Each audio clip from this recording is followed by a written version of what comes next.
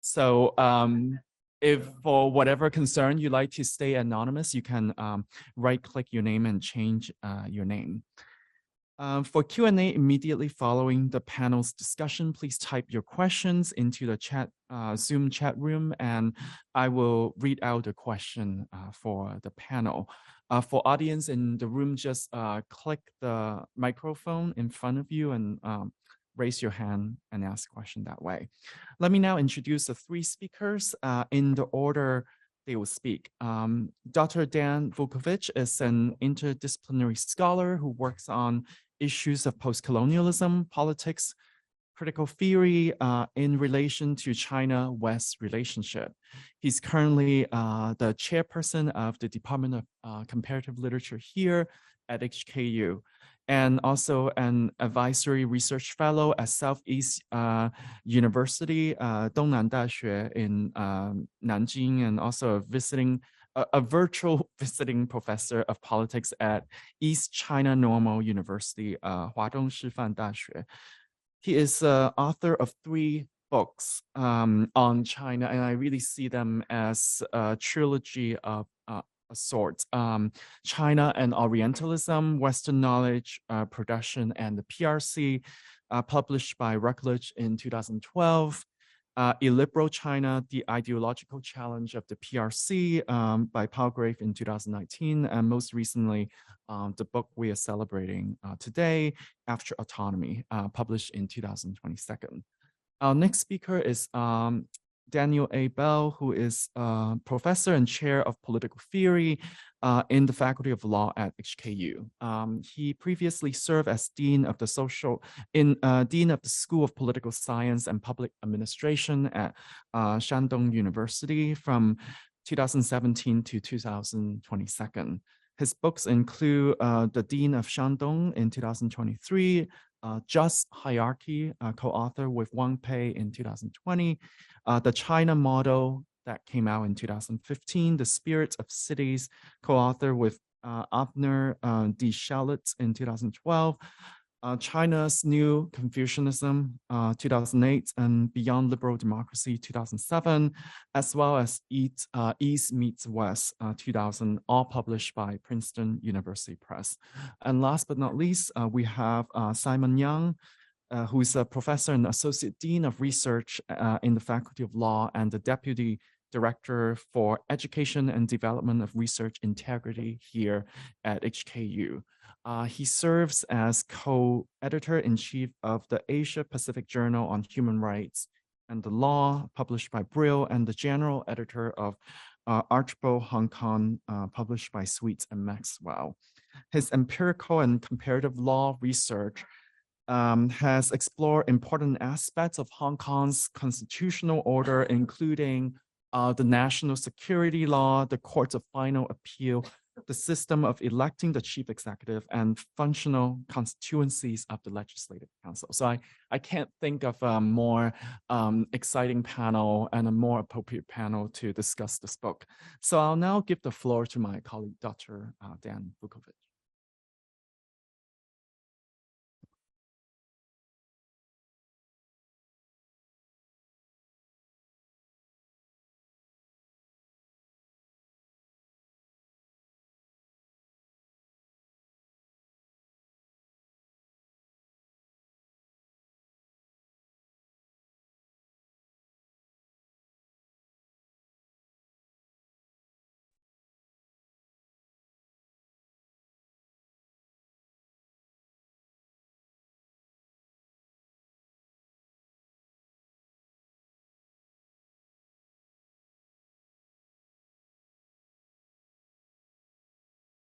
I'm not on? Okay. All right. Even better now. Thank you.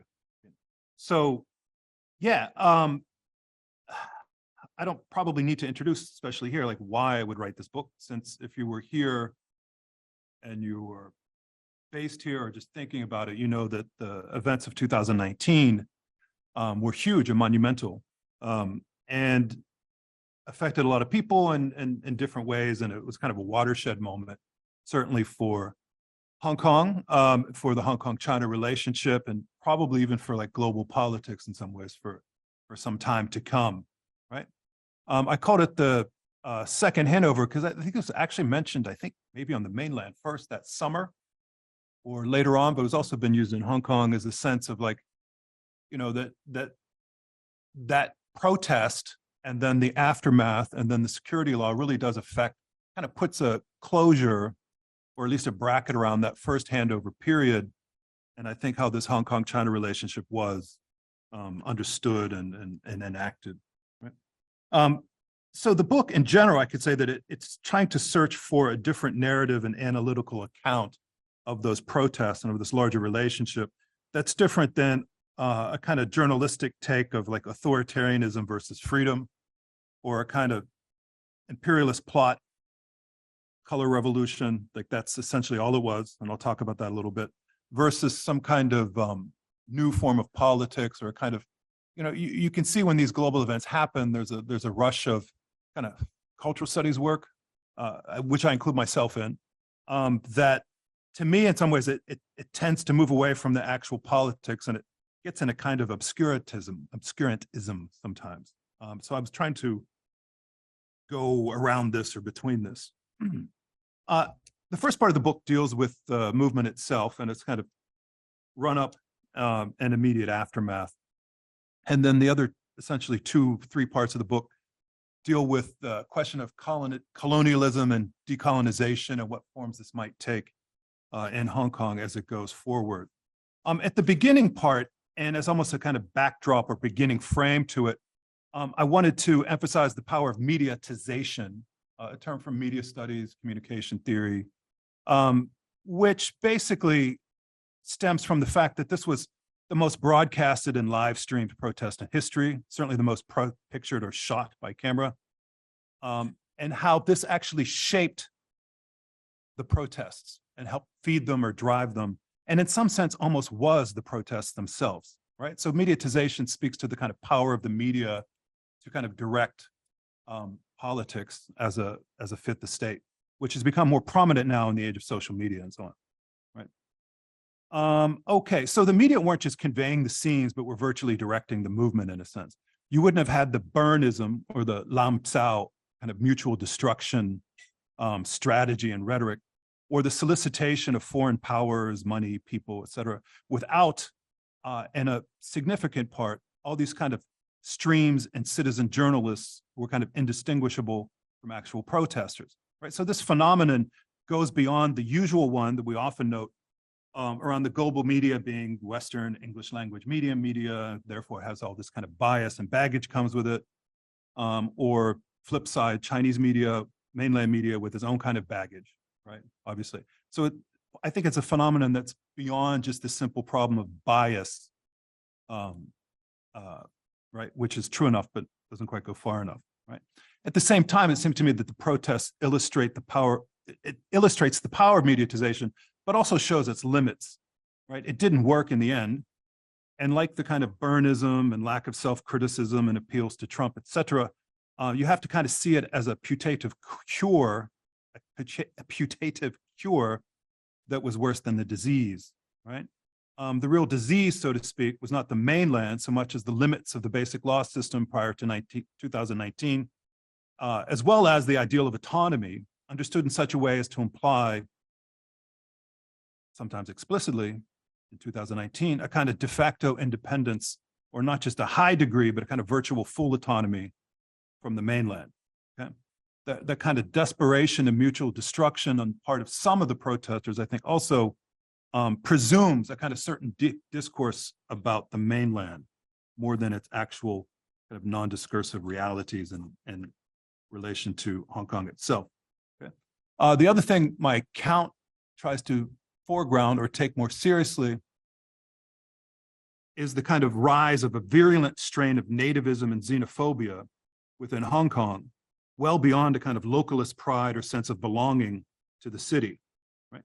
On the one hand, this is well known, was known previously in, you know, criticisms of the locust rhetoric about mainland births and tourists, et cetera, in the city.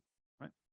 But that kind of retrograde politics of nativism and xenophobia basically peaked in 2019 and 20, escalating from the Mong Kok fishball riots of 2016 2019, and the popularity of explicitly nativist groups like the now kind of disbanded or defunct groups, Youngspiration, Civic Passion, Hong Kong Indigenous, and so on, right? But the other part of my analysis is that it's not just those xenophobic kind of nativist groups that are at issue. It's also, I think, the more traditional pan-democratic one, which is a kind of stone's throw from that.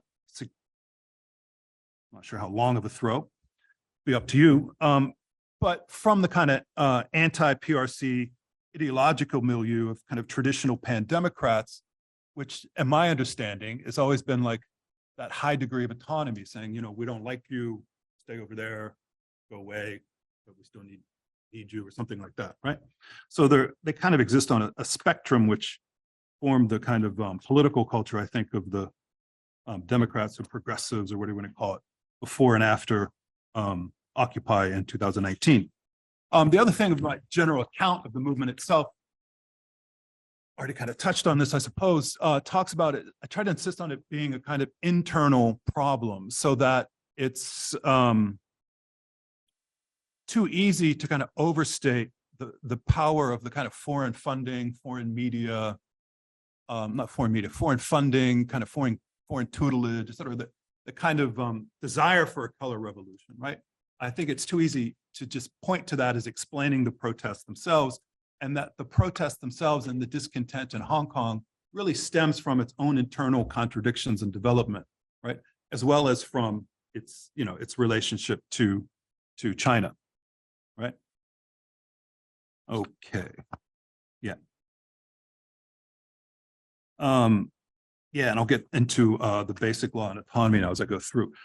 There's one quote, I don't think I put it in the book because I came upon it later. I was walking my dogs on a Sunday morning listening to some podcast, and this line happened to pop in the head. It's from Vladimir Lenin. And he said, there are decades where nothing happens, and there are weeks where decades happen, right? Which I think is a really clever line. And it seemed to me to really capture that kind of summer going into the fall of 2019, right? So that, you know, that the appeal, you know, through the media, but not just through the media, to kind of foreign powers and the kind of, you know, violence certainly that disrupted, that erupted, and the general kind of insult, if you will, to the PRC that so much of that protest kind of represented quite deliberately, right? That and the solicitations really forced Beijing's hand, right? And set this kind of little dialectical turn of phrase from Lenin into reality, right? So it allowed the PRC to kind of simply institute as a kind of uncontested sovereign the security law, the legislative and other reforms, et cetera, right? I mean, I think that this agenda for greater integration and kind of control over Hong Kong would have in some form clearly happened eventually, right? But that 2019 really kind of telescoped this in a powerful way. Right? Okay, move on to section on basic law. I've written about this in the second book as well, but I think it's important to always kind of go back over this, right? So the basic law is not really a mini constitution, but an expedient diplomatic document that served to smooth over the handover, right? As opposed to the decolonization or liberation of Hong Kong. It contains enough ambiguity and contradiction to buy time for the mainland, which knew fully well the time was on its side. It neither says much about decolonization nor stems from an anti-colonial movement or some type of popular Congress. At the same time, dialectically, the basic law has served, still serves in a way, just in a new way, as an imagined blueprint, but one as a real thing. In other words, kind of institutionalized and real thing as a blueprint, even though it's not really got enough detail to be that blueprint. Okay.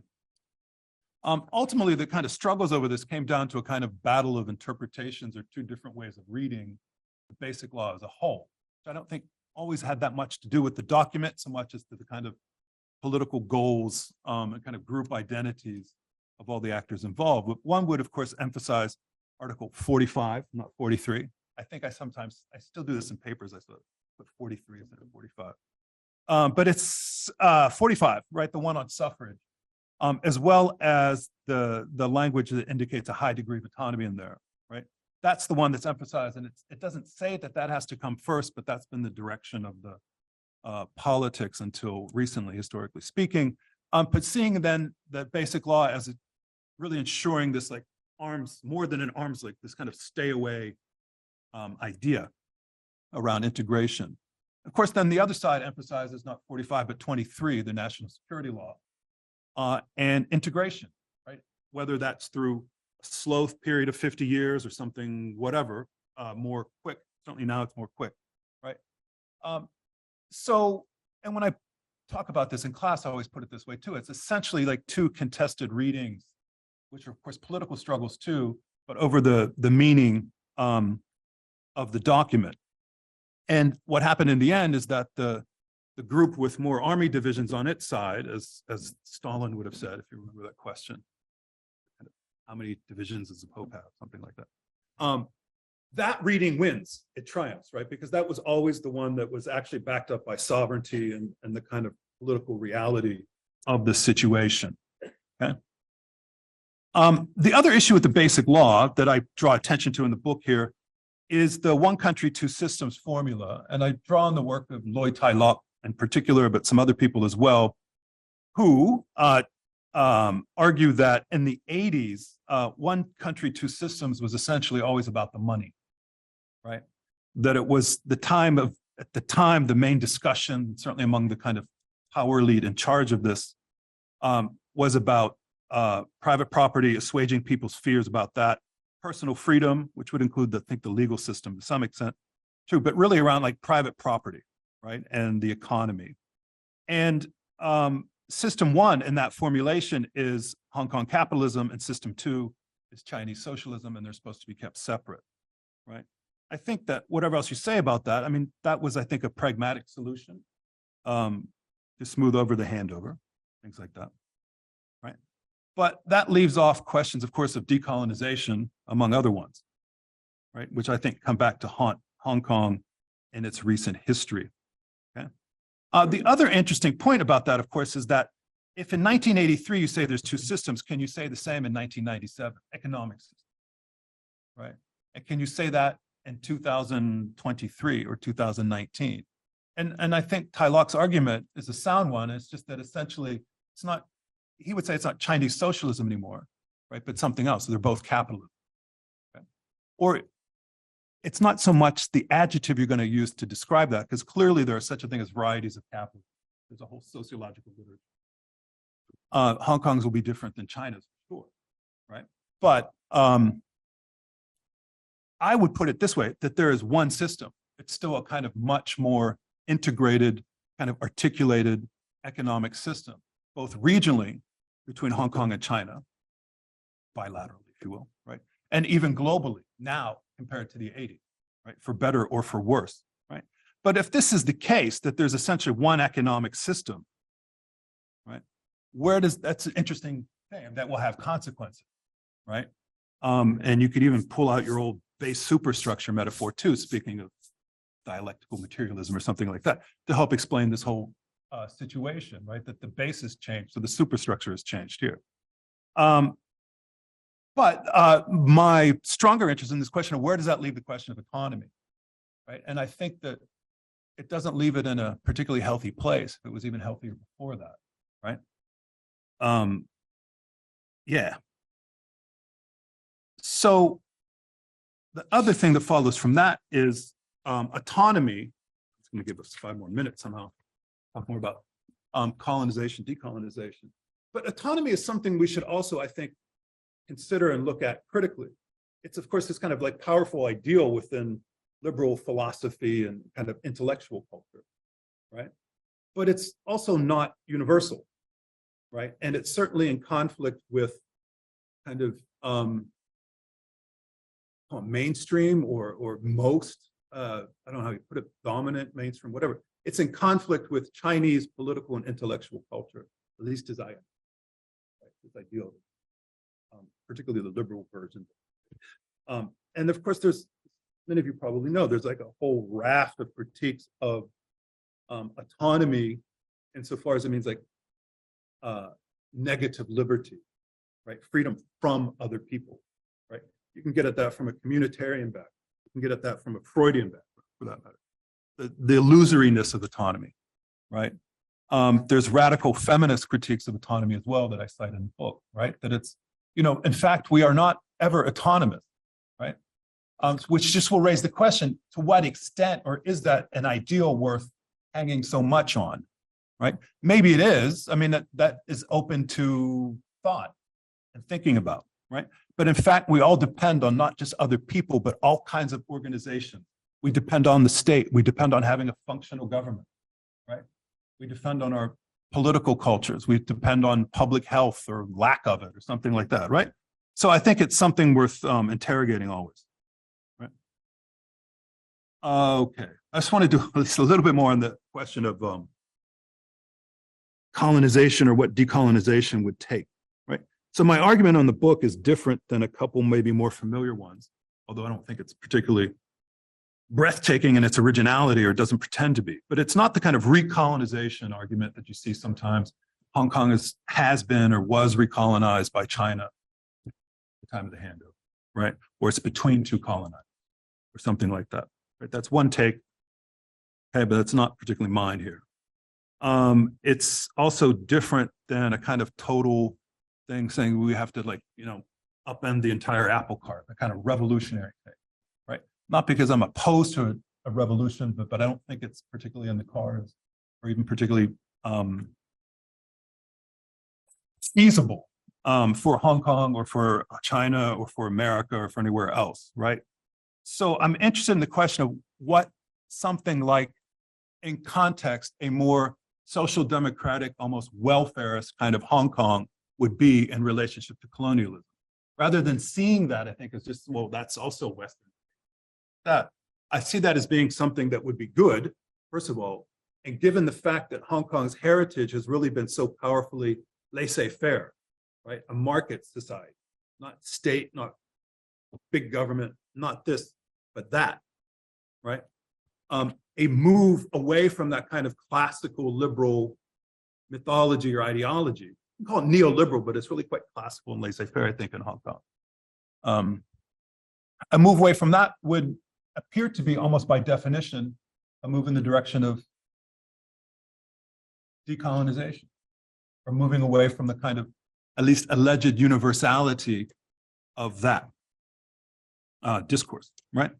And certainly, as other people have said too, the kind of inequalities and precarity of many people's lives, or their imagined lives in the future as graduates even of a nice university, helps explain a lot of the discontent, clearly, and grievances within Hong Kong, right? That helps explain that movement, right? And the particular forms that it took, right? So there's an economic front to decolonization that we don't talk about enough, at least within post-colonial studies. A couple more minutes. One question of a kind of political decolonization and what that would mean. It's really interesting to look at the basic law and the setup of Hong Kong in comparison to other kind of post-colonial places, because it didn't have this national liberation, right? It's not its history. It doesn't particularly fit it, okay? It's almost as if it kind of discovers all of this well after the British leave and during its relationship with China, not with Britain, which is interesting in many ways, right? But one of the legacies of colonialism, not just in Hong Kong, but I think it was quite evident here, is a kind of political underdevelopment. I don't just mean like the political culture or ideology or something like that, but in some ways, just the state capacity.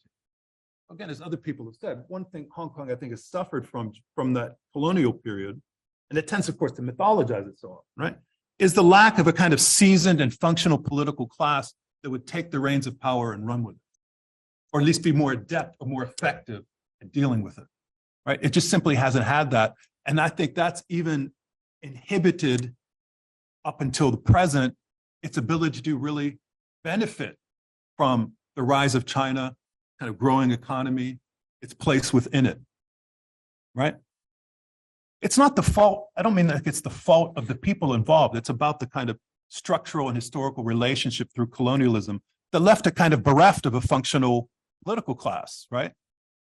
So I think that's what it's learning, right? Or having to learn now vis-a-vis integration with the mainland, economically, politically, and otherwise, right? It won't be easy, but I think that that's one of the things that it lacked, right? So part of the book also deals with this kind of question of state capacity during the COVID Omicron wave, which seemed to me again to kind of reveal it to be missing, right? The attempt to kind of micromanage it ended up failing, not just because of the new variant, but because of the lack of resources, right? And know-how and capacity to tackle it, right? There's other parts here on this question of political decolonization. As you may have noticed, the head, Xia Baolong, forgive my terrible pronunciation, the head of the Hong Kong mainland office who was just here visiting universities and going all over Hong Kong. He mentioned something to the effect of like, protest is not the only form of participation or voice in Hong Kong, right? And I think actually, there's a point there. At least there's something that I raise in my book that it kind of resonates with to some extent, not about protest, it was more around the question of suffrage the way that the protesters have wanted it to be, which is just that there needs to be other forms of political participation, which is to say ultimately of kind of social belonging, which even will then feed into new forms of identity for the city that need to exist and happen, right? For Hong Kong, I think, to go forward in the second handover, right? If it's not this direct nomination suffrage, it needs to be something else, either the previous electoral reforms or something else, right? And that kind of thing. I mean, this could be expansion essentially of the state, of the bureaucracy, of organizations, of public spaces, et cetera. There may be some forms of what will count as political participation, not because it's ideal or universally true, but because the direct nomination thing is not on the table, right? But people will still need to feel like they belong and have, if they want to, have some kind of political role and voice in their society, right? So that's, I think, one of the challenges for the SAR and really for all places, given the kind of failures of liberal democracy and things like that, or the limits of voting around the world anyway. Okay. The last thing I bring up, and I hate to wrap it up so close because I put a good bit of it in the book, is the question of Hong Kong identity and what that will mean going forward, right? So drawing on other people who have done this, and this helps explain the protests and helps reveal, I think, some of the kind of colonial baggage that would lie behind the nativism and xenophobia of the last several years. This kind of shift from a kind of 1970s era of Hong Kong identity as opposed to kind of one more connected with the mainland or refugee things. Other people have written about this, including John Carroll, who is in Scotland or would be here, and who kindly read my book and gave me feedback on it and blurbed it and all. So thank you, John. But the transformation of that to something after the handover into something more xenophobic and native, et cetera. The problem has been that for many people, that it's what counts as the authentic or real Hong Kong identity or real Hong Kong culture ends up embracing that. So it's not just full autonomy from the mainland, which I think is already kind of problematic in some ways, right? But a kind of xenophobic and very kind of anti-immigrant identity or politics, at least that was susceptible to, right? So now essentially, at least the political expression of that kind of identity or feelings is not really allowed anymore, right? It's criminalized. You could argue for better or for worse, but regardless, it's criminalized. So what will have to happen is, I think, a development of new forms of identity, right? And it won't just be like produced by the state. They will do that just like the colonial government did that generations ago. It'll have to be also something broader than that and come from other places, right? Identity is never really quite top down. Identities are deeply meaningful to people, right? But if you look at these things historically, they are multiple, they are fluid, they do change over time. So I have no doubt that Hong Kong will develop that as it goes forward into the kind of second handover period, right? Yeah. So I don't want to go on more. I want to save more time for everybody else. So I will just wrap it up there. Identity question. Thank you. Yeah.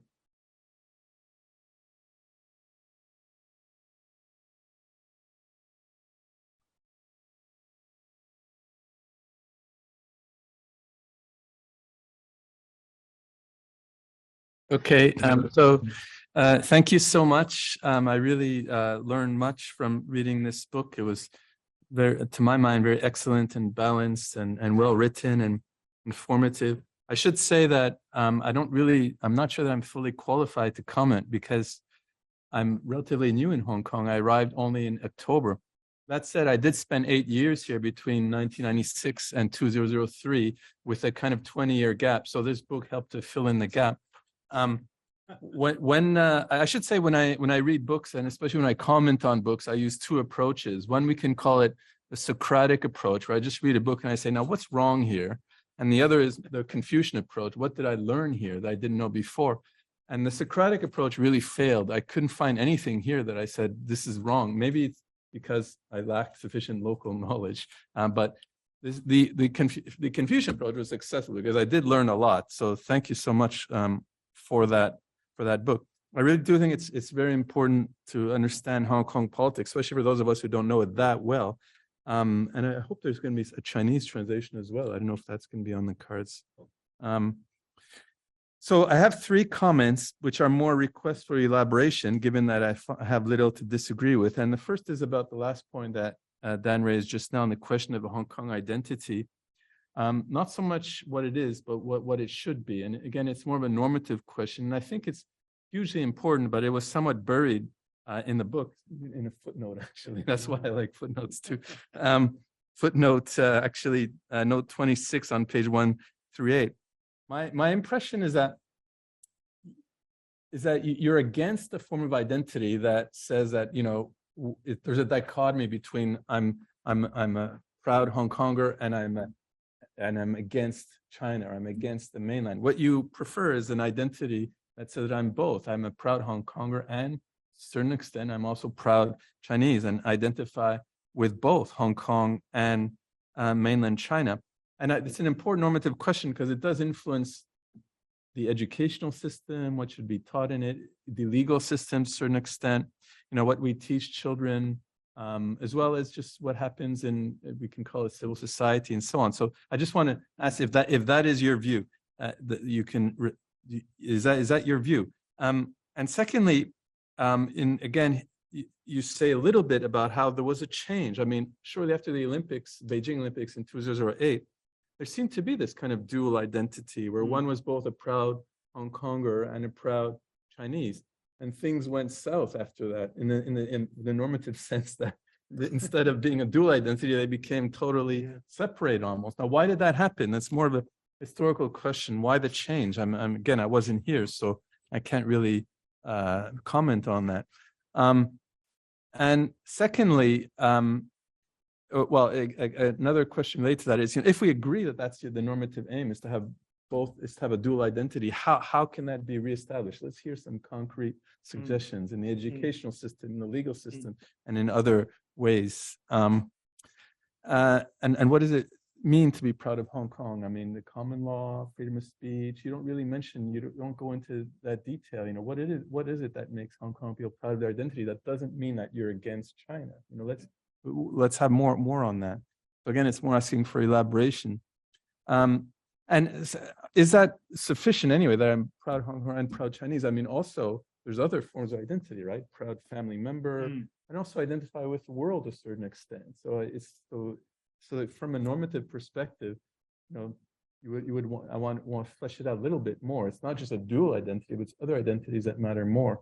You know, again, from a kind of Confucian viewpoint, you start with a family, and then you would expand to it, and the more you expand, the less the love, so to speak. There's a kind of graded love. So I'm very proud and loving of my family and of my friends and intimates, and then also in my city, but maybe less than my family, and then of my country, but less than my city, and then of the world, but less than my country. I mean, is that the kind of identity view that you agree with?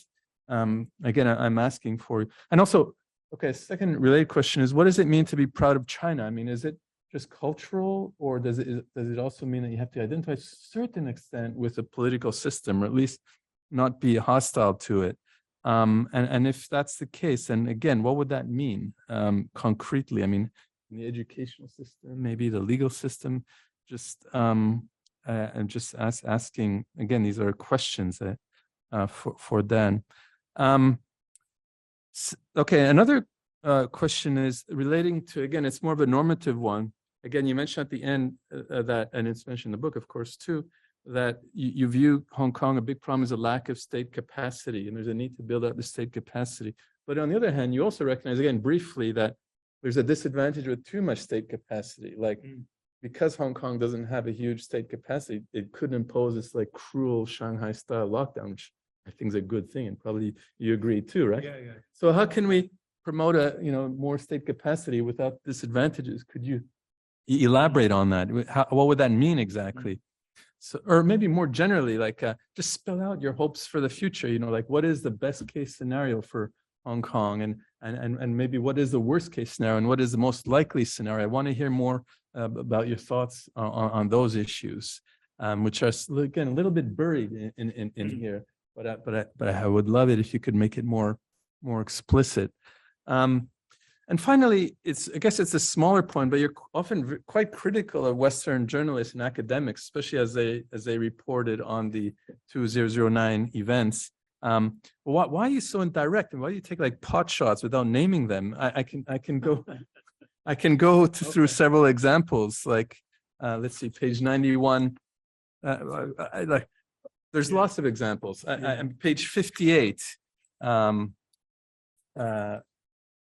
Because it's not. I mean, again, maybe it's just different style. Maybe in comparative literature, that's what you do. But in comparative, in my field, political theory, if you want to attack someone, you name them and you say what exactly is their argument that's so bad. But you're like a little bit indirect. I don't know if you're polite or what. Like you say on page 58, you say it can be read as condescending, if not an Orientalist fetish. And I look at the footnote; it's true. It's a book by Jeffrey Wasserstrom, but you don't say what exactly did he say that's an Orientalist fetish. Could you expand on that, please? Sorry, I don't mean to be like, it's not gossipy. I mean, I just hope that you tell me what exactly he wrote that's wrong. And on page 82, another one here, you say. All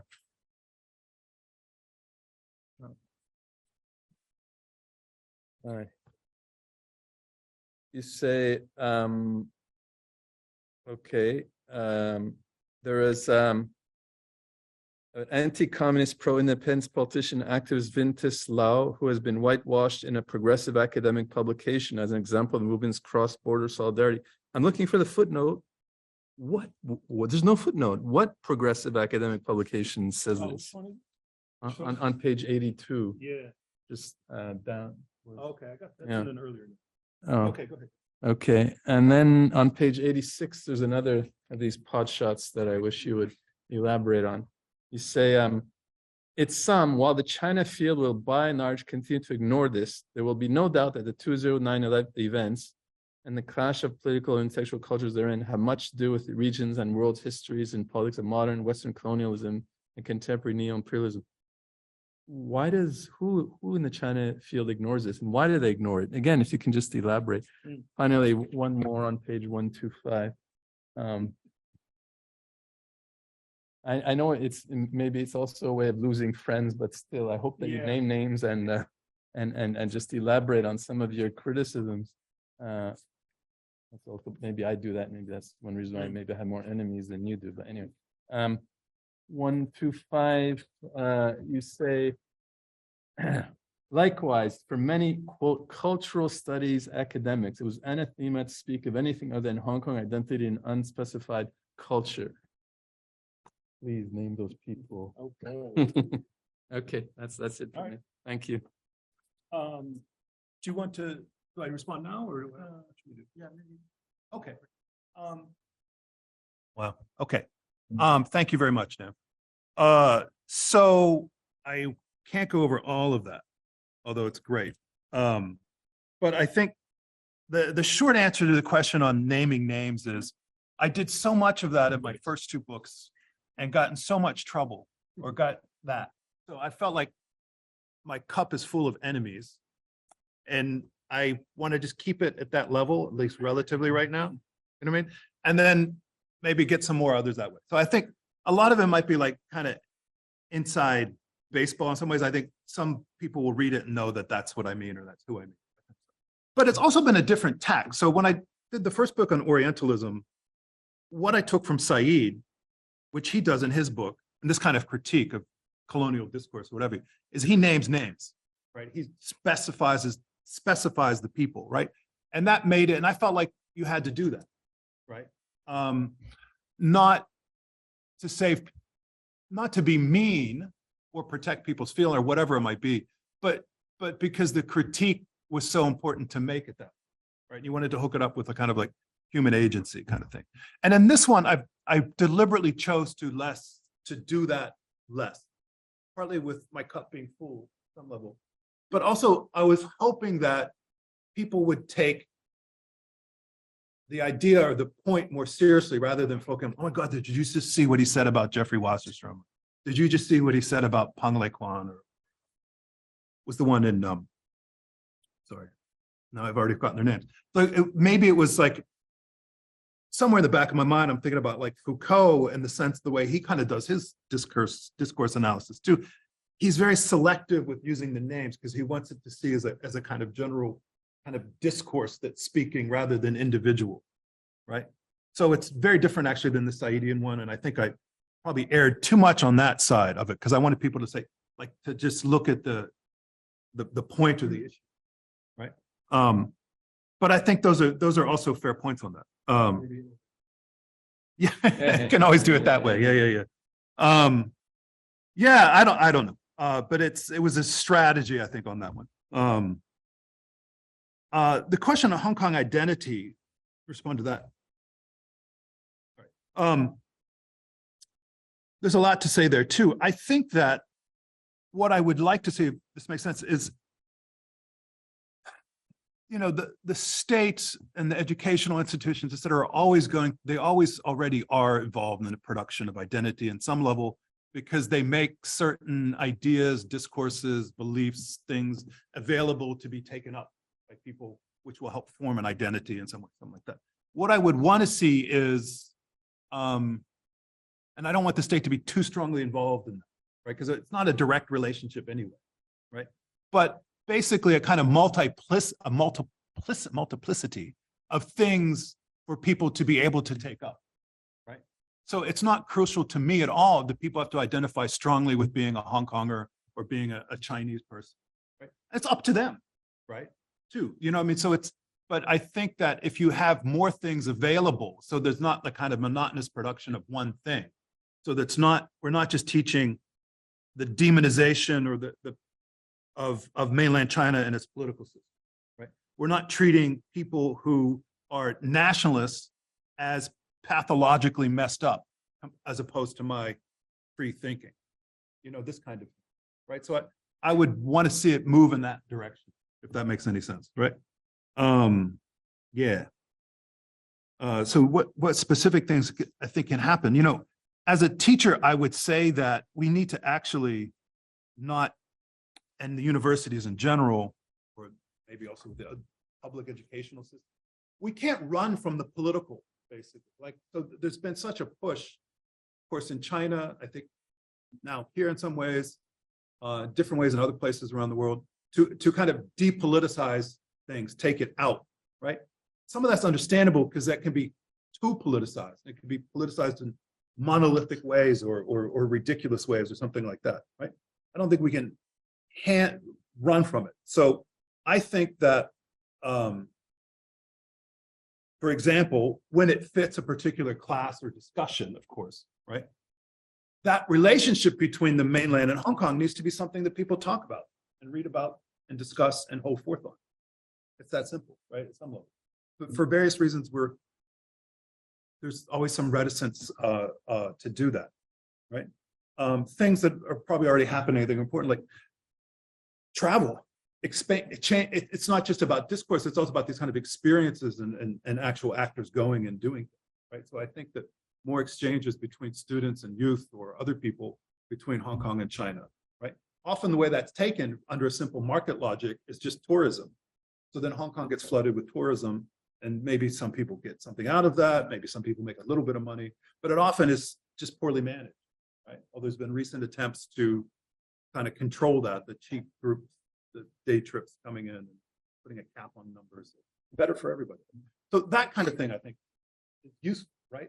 And it's a long-term process, right? You know, I mean, you'll know this even better than me, but when I've gone and spoken on mainland campuses, like recently, last week, some undergraduate conference in Kunshan I spoke to.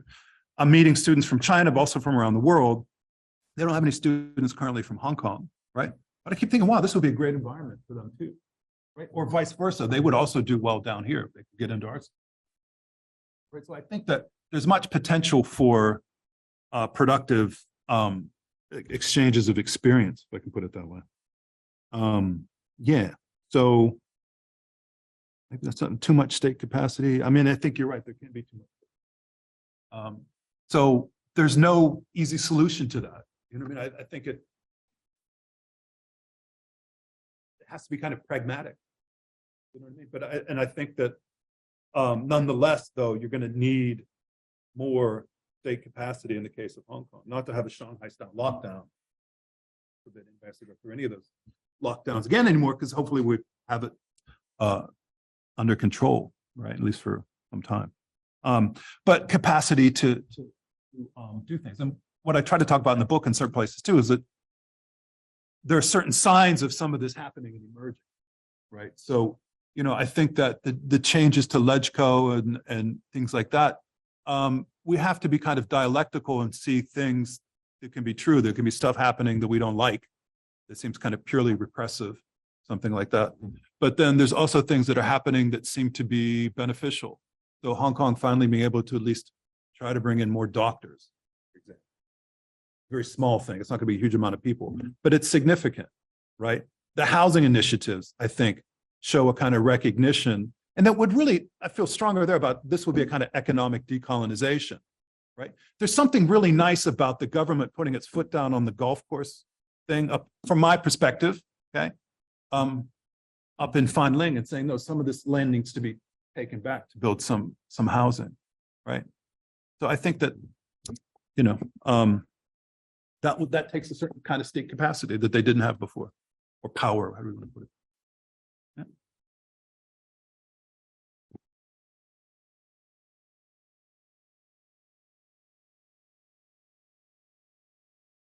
Yeah.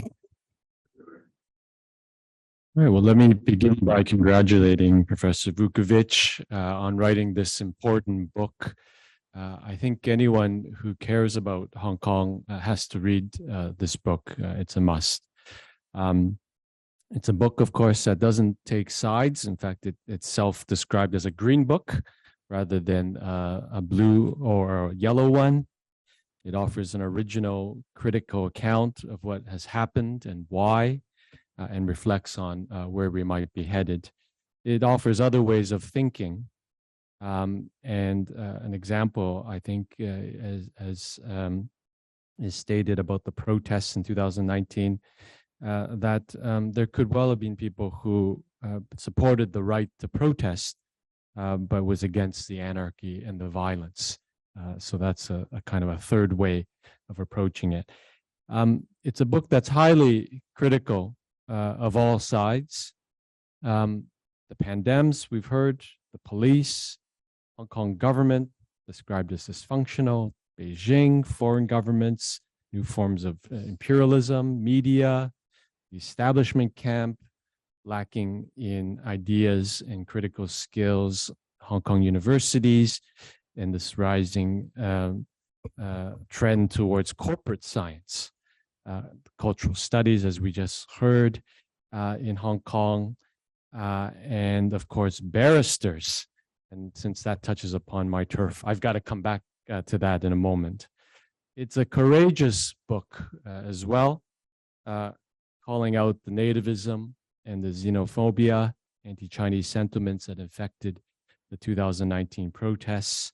It asks a good question. What if we did liberate Hong Kong? what then? I mean, who benefits, and how do we govern from there on? Also highlights the long-standing problems of racism and inequality that has hampered Hong Kong.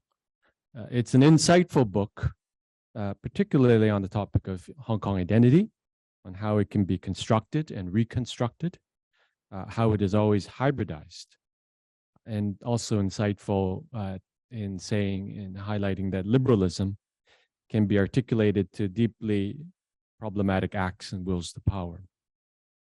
Let me now turn to the three claims that the book makes. The first claim is the alternative account it gives of the so-called mess of 2019. And it attributes to what happened to three basic problems. The false promise of autonomy, the question of Hong Kong identity, and the lack of decolonization, as Professor Vukovich has already elaborated upon them. But what I want to address is how he says that all three of these problems are reflected and expressed in the Basic Law. And so hence, the Basic Law gets a fair amount of badgering. It is said that the Basic Law is an obstacle and served not as a lubricant. And as we've heard, is an expedient and pragmatic document. I like this quote, born out of the necessity for the colonizer to give up the goods and for the absentee motherland to get them back. It was too many to deal with the burgeoning Chinese economy and the power of the People's Republic of China. It doesn't detail the political transition into either China or real Western-style democracy. Doesn't mention colonialism or decolonization. And of course, the reference to the high degree of autonomy has led to the perception of de facto independence and the problems therein. Now, I think there is some truth in this, particularly the criticisms about the vagueness of the words and its incompleteness, and that it did give rise to various, and will continue to give rise to various questions of interpretation and how it can attract different visions of the Basic Law, which are in conflict. But however, I think it is important when looking at this possible cause to differentiate the text of the document and its implementation. And I think what a point that isn't mentioned, a counterpoint, is of course to look at Macau. And as we know, the Macau Basic Law was written some years after, shortly after the Hong Kong Basic Law. It tried to learn from the problems of the Hong Kong Basic Law, make them better, but essentially the fundamentals are the same. But yet we don't see the same types of problems. So it's not the text per se, right? One has to ask the question, where does the valorization of autonomy come from? It doesn't come from the text of the Basic Law, right? There is something prior. And I think as Professor Vukovich does analyze, he does give an answer to that, the British colonialism and the tracing it to the sort of the colonial roots of Hong Kong. And so hence I would take the focus maybe away from the Basic Law. The Basic Law was not meant to provide answers to all of these problems. As we've seen, there's the Basic Law, but then there have been further developments over and above the Basic Law. So particularly when there have been issues of collaboration or cooperation with the mainland, whether it's due to trade, high-speed railway, right? There are things that get built on top of the Basic Law, and might even say the national security law is part of that. So the question really did the Basic Law provide a sufficient framework or an adequate framework to maintain stability and prosperity? And I think most probably would say yes. Yes, we've had our problems. I think the other point I'd like to make about this is that you have to look at these issues from a longer time frame. 25 years, yes, but of course, Chinese civilization, right? Thousands of years, right? This is really just a moment, right? If one looks at it from that broader time frame, right? And yes, we're going through some change, but when one would not necessarily fault the basic law for this. In fact, it's hard to imagine anything other than the basic law to be implemented in 1997, given the circumstances and the pragmatism. I was happy to hear Dan say, well, he has to be pragmatic in answer to Daniel Bell's question as well. I want to turn to the second claim that's made in the book, which is that the NSL and the recent political reforms mark the end of the first handover, but not the end of Hong Kong. And I think I agree with that. I think I have to agree with that. Like with Daniel Bell, there's not much to disagree. However, I would not say that the first handover was lost time. Seems to be implied by the book. I would not say that we were in limbo in the first handover. In fact, I think we were in a state of trial and error. There are a number of things that were unknown, having seen government and sometimes even working with government on various cases. There are questions that just doesn't know how a court might answer the question or how it might be seen. And so trial and error. And then now I think we should be better at it. And of course, the NSL is so significant that I would say it marks a fundamental change and the opening of a new handover. And of course, the political reforms are quite dramatic, 180 degrees. So it does say that we have turned quite a new chapter. Let me turn to the third claim, which is the claim about where we go from here. And as the book makes clear, it's a bit uncertain. And we certainly aren't in the clear. Professor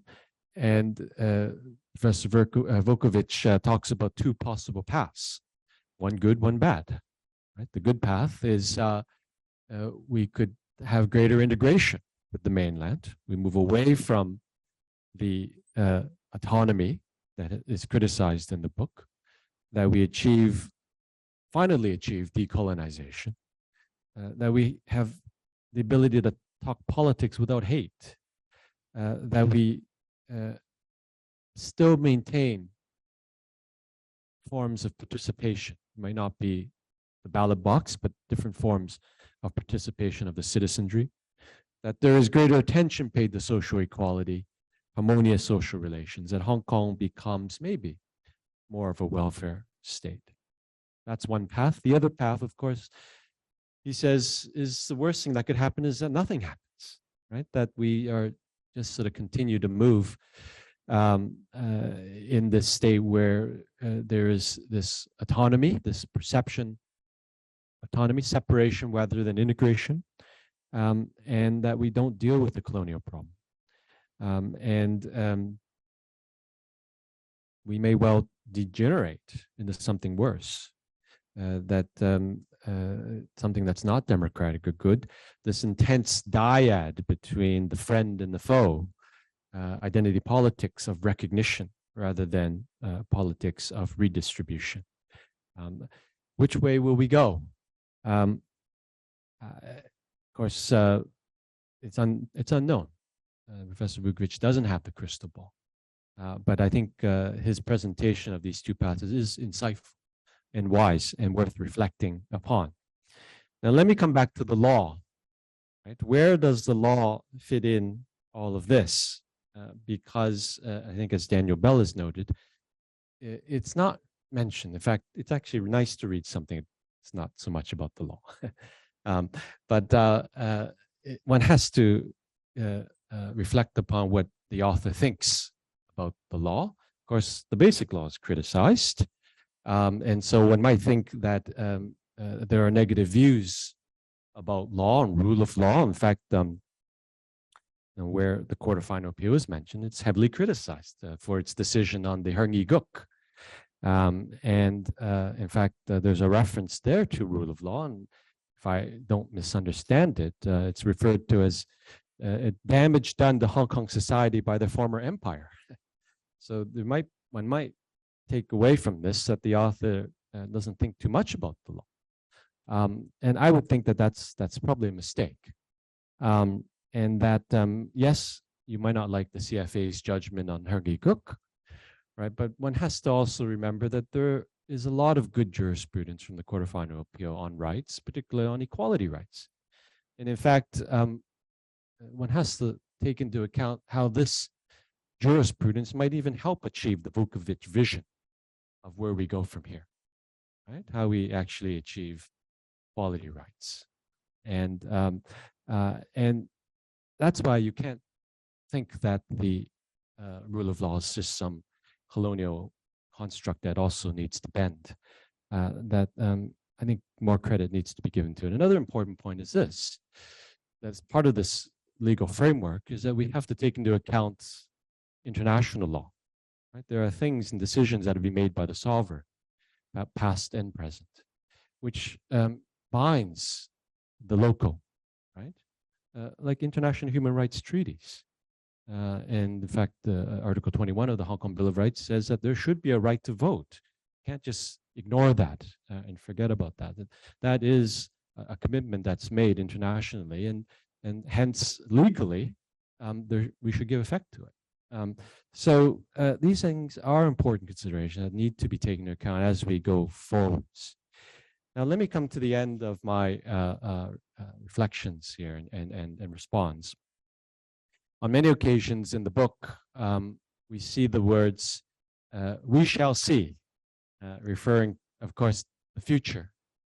And I think in that sort of context, I was very pleased to see that the book had cited the work of C.B. Macpherson.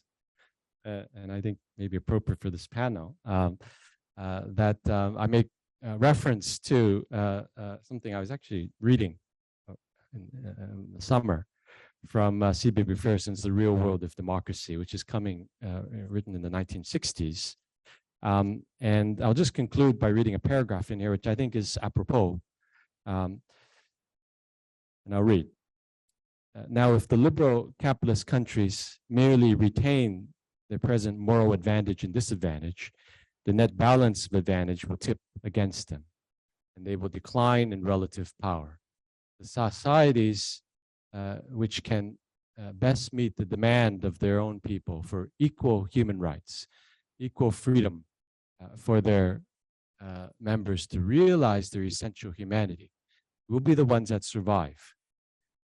What I am suggesting is that in the world from now on, power and influence will depend on moral advantage.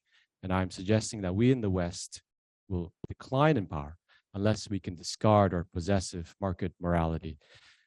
Power-oriented as we are, this argument should surely be decisive. And I think that's an appropriate response to this book.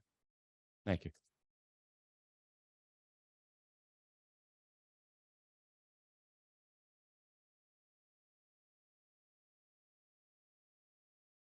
Thanks. I do want to respond just quickly and then open it up. Thank you, Simon, very much for all of that.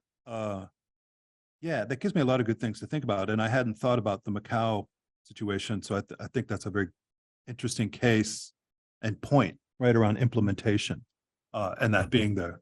And also, I mean, it's always an interesting kind of contrast, right? So interestingly, that would also bring up different experiences and actually different colonizers, so to speak, right? Macau and Portugal, of course, and all. You know, it's interesting because Macau's always been embracing integration, and partly because they have to, I think, because they're small and things, but also I think because that they probably did learn from how to institute this and how to set it up. That's what I'm saying.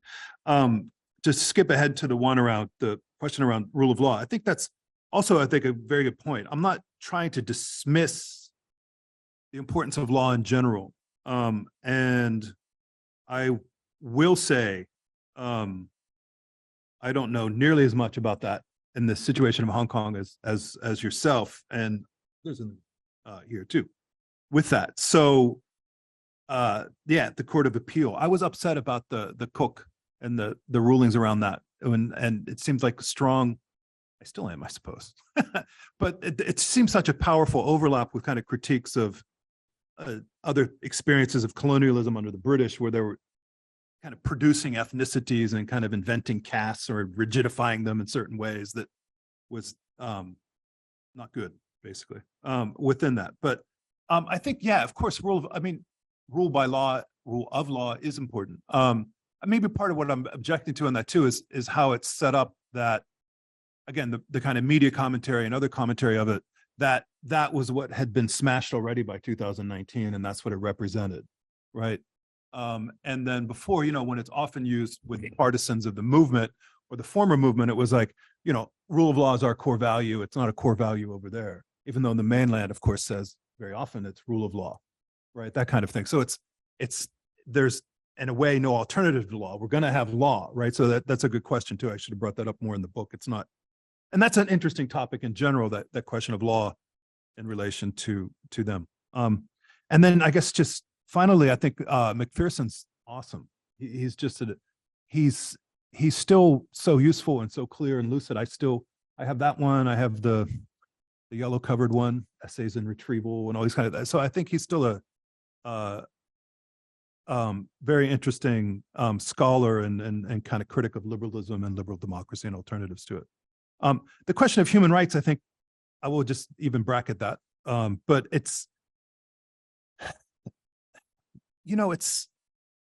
I think it's important.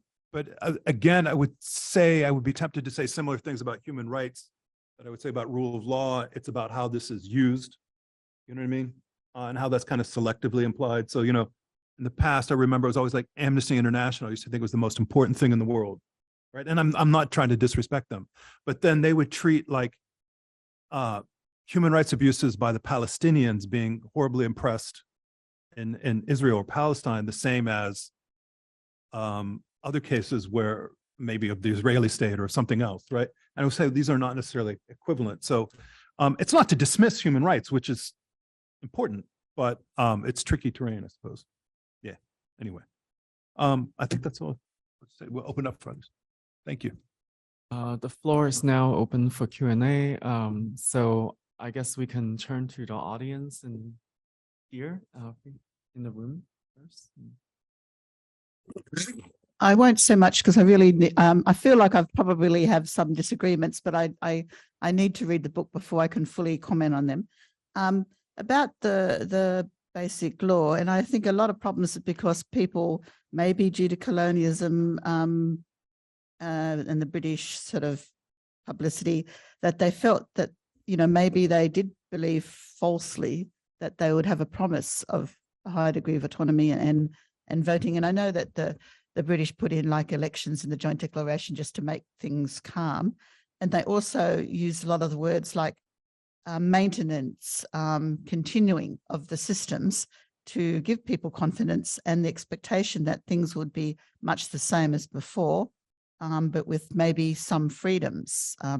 Anyway, I read somewhere one of I think he was in this university in the law faculty at some point, I can't remember who said it, likened the one country, two systems / the basic law as both being a wedge and a bridge, which is kind of contradictory metaphors.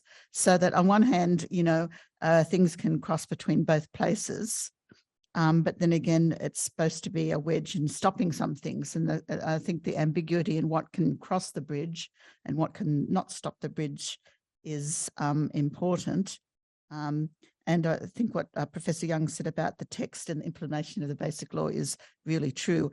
And all of those kind of political documents, the consultation papers, the Green Paper in 2007, were all kind of ambiguous or framed in certain ways to position the government, for example, and making people reply in a certain way. But Yes. And about the rule of law in the umbrella movement, both sides use the rule of law, you know, like both ways. And I think the trouble is, in my opinion, that the government who keeps using the rule of law and equates it with following the law, like not breaking the law, which is not the same thing. The colonial government did this too, but I just think that people talk about the rule of law in an accurate way.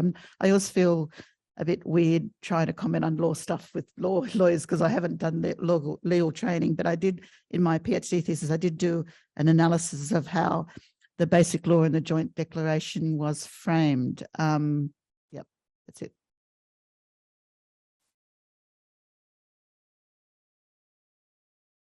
A few more questions and then, yeah.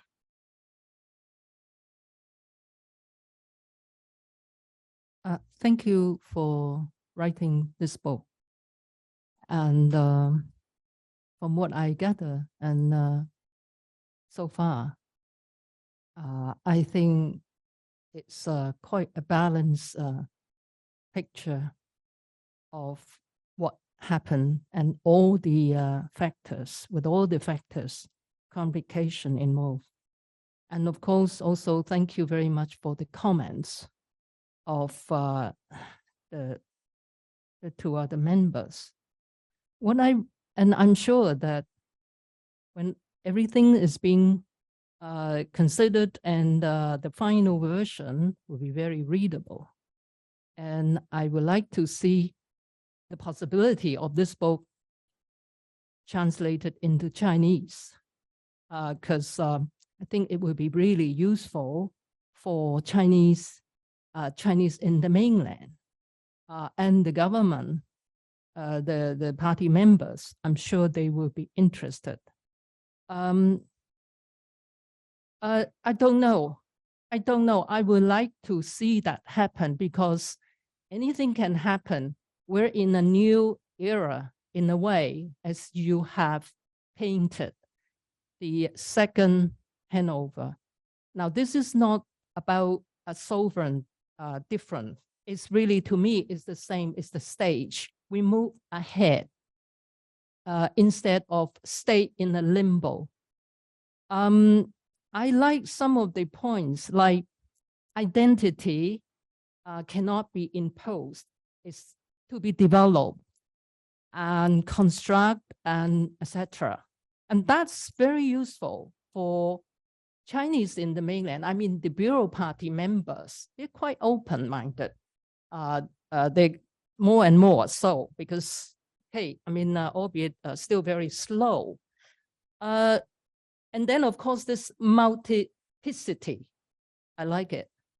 Some of these points, I think it's really useful for them to read and to hear and to understand.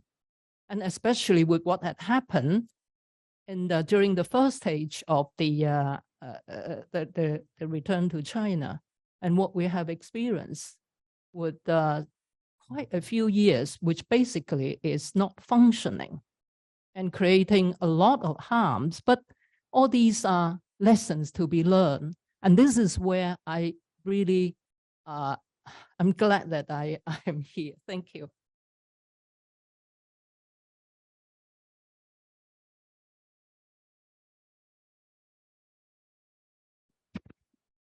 Okay, okay.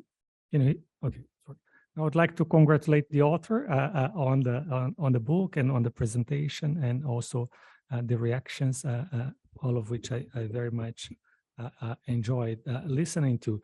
There was a point that was a remark by Simon as well on the idea of the rule of law, and I wonder whether your interpretation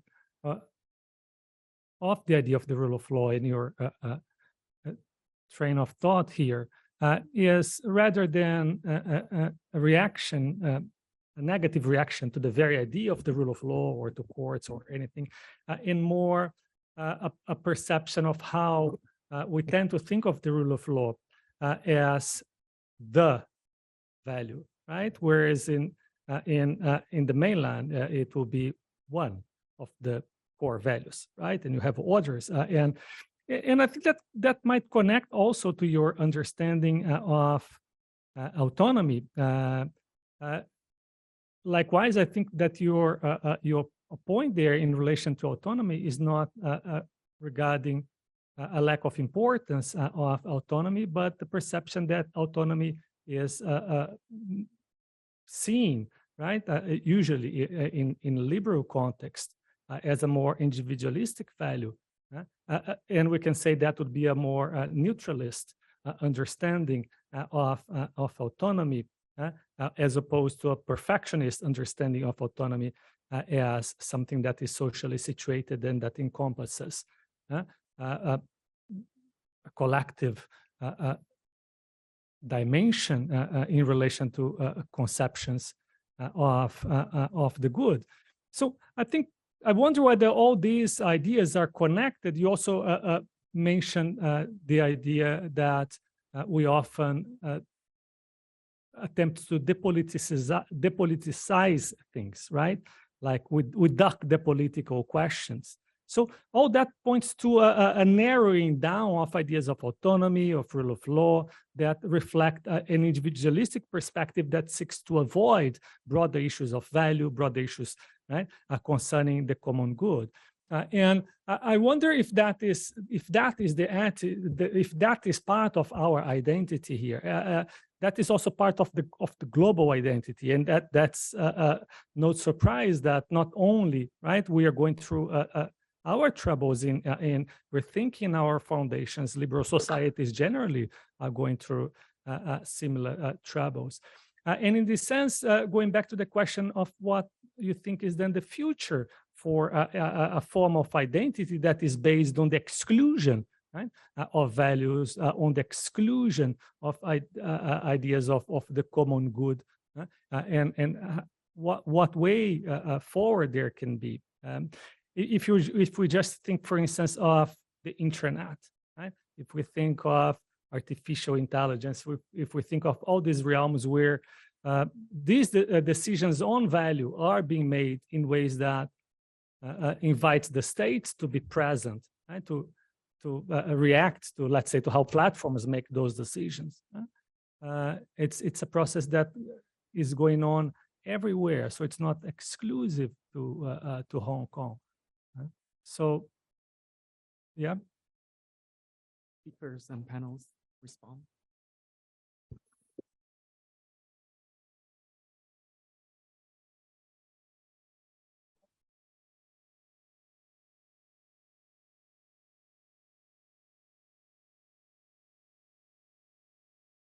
About the kind of, excuse me, thank you. Yeah, a kind of perfectionist notion of autonomy versus something that's more relative or something like that. I mean, I think that would certainly be a better way to understand it. So, I mean,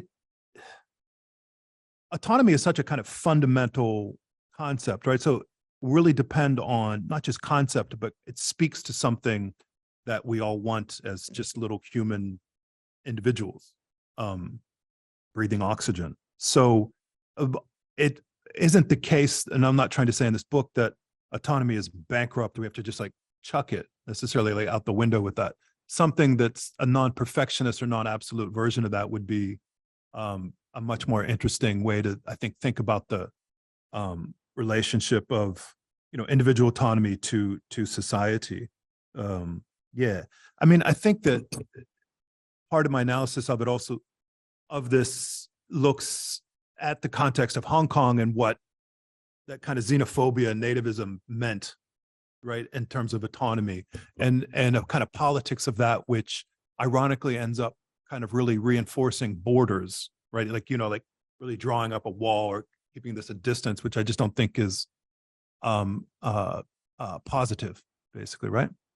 The other thing, historically in my head with that is that there's a long history where liberalism, even in its more classical, kind of more attractive versions of, Mill, Locke, even something like that, always premised upon exclusion. There's always some exclusion in there. There's always a hierarchy in there. So it's never been historically, I think even conceptually, like really free of that. So I think that that's another kind of potential danger with it as a kind of political discourse as well. And there is a question from the Zoom chat. May I know, will you think that the Hong Kong nationalism, which may be originated and also incited from the China hard imposition of their expression of sovereignty and their political control over the territory in the past decade, meaning Hong Kong, as well as the intervention to the unique local way of life, order, or culture of Hong Kong. So I guess kind of asking you to define nationalism and its negative effect. And if so, the Hong Kong nationalism maybe is a defensive expression of Hong Kong people due to the forceful intervention from the new ruler, parenthesis, mainland China. What do you think? If so, what the government needs to do may be simply to ease their measure of control and the suppression towards the people's political participation and expression, and let the issue of Hong Kong China identity to be vague as once in the past to avoid. So I guess he's asking whether the government can play a more intermediate, like easing the tension that tends to be very binary. Yeah. I think that's a good question.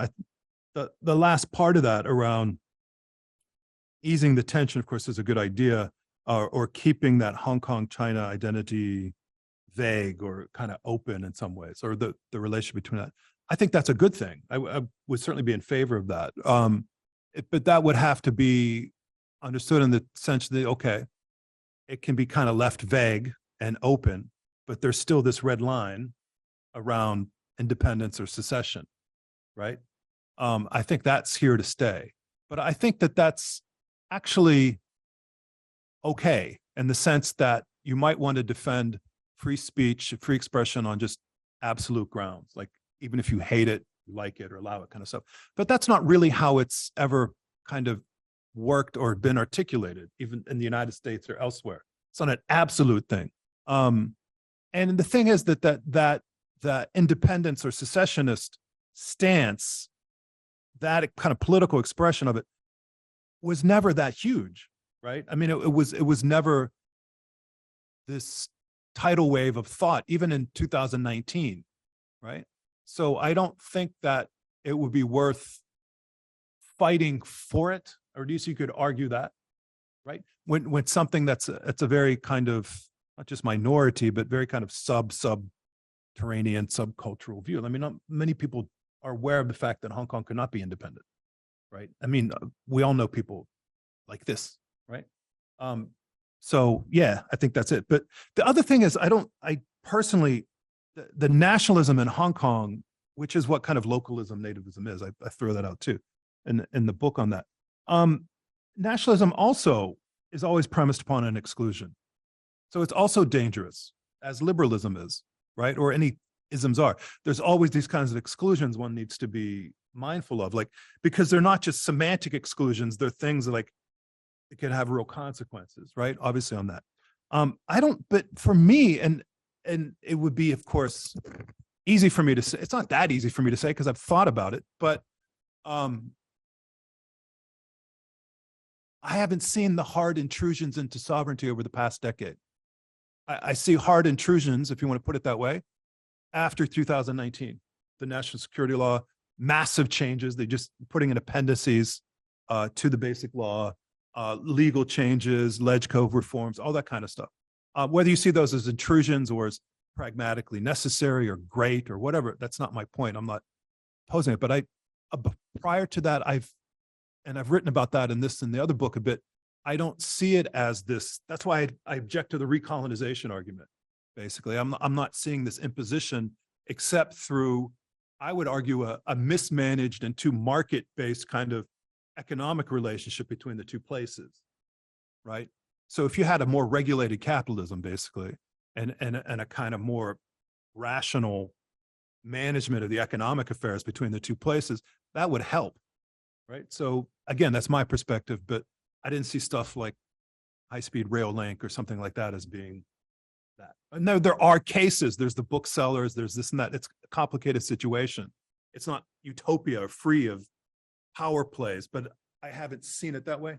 So the defensive seems to me that that's a projection as much as a defense. Like put it that way. Thank you very much for the question.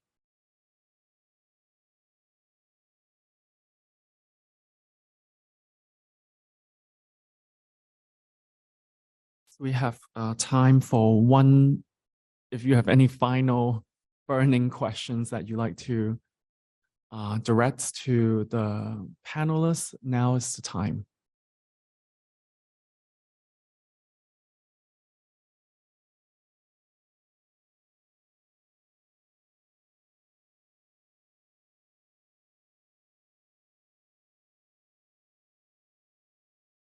Bit far from my area, but I can squeeze in there.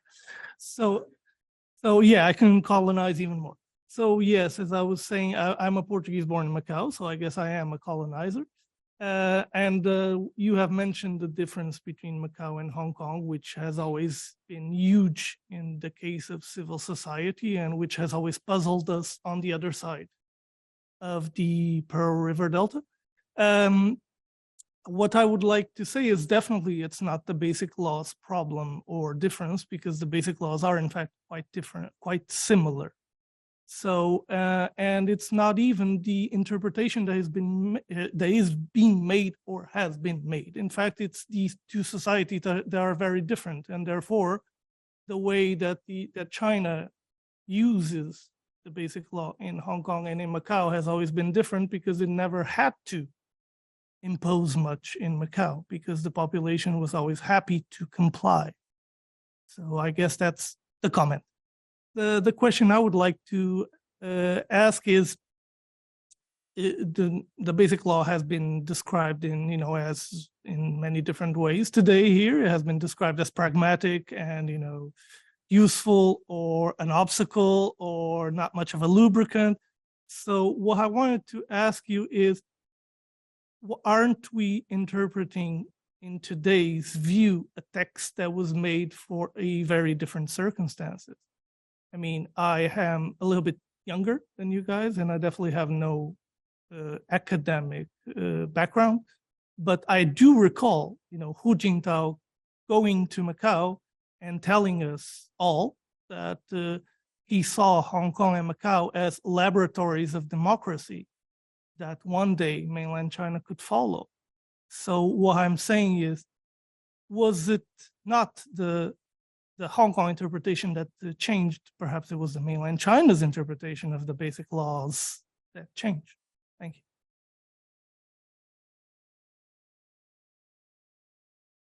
you. I'll just repeat. You asked, is the interpretation of the basic law now and how we might approach it different from, what may have been the understanding when it was created? Of course, when it was created, it was in the 1980s.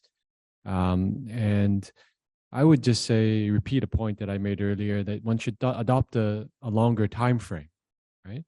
So, we talk about the transition period, and people understand that to mean, well, the period from the joint declaration to the basic law, the creation of the basic law, right? Well, why can't the 50 years also be seen as a transition period, right? If you step back a bit, 50 years, if you compare it to say 200 years or 300, 50 years is not a lot, right? So why aren't these 50 years, not to mention 25 years, simply seen as a transition period?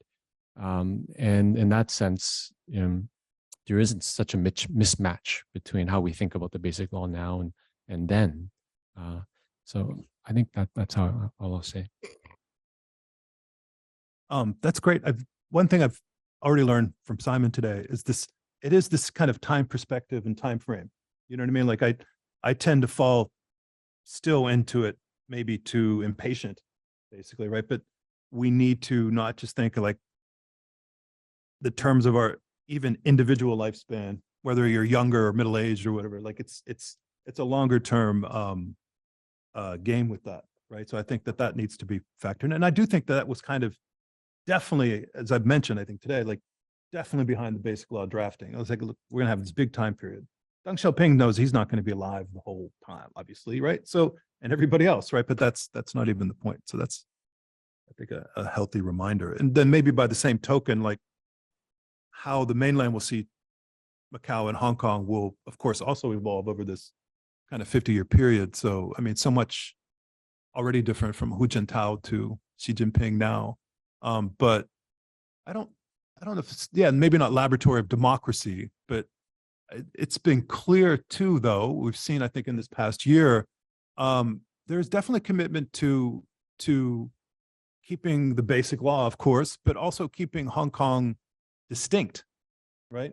I mean, there's no, I don't know how, I try not to follow this, but too much, right? The Western media, I don't know how they're reporting it. When I see a friend coming to visit, coming through Hong Kong, et cetera, they say like, they're telling me it's still set up as a police state, basically. Everybody's kind of assuming that, and there's, you know, all this kind of stuff going on. So I don't know how they're putting that, but it's not been this complete like wholesale remaking over of the SAR, right? In this past year or so. So I think that we shall see, basically. I'll just repeat my phrase. Thanks. We shall see, right? So thanks everyone for joining us. And of course, a round of applause to our distinguished panelists, and stay tuned for more events of CSGC.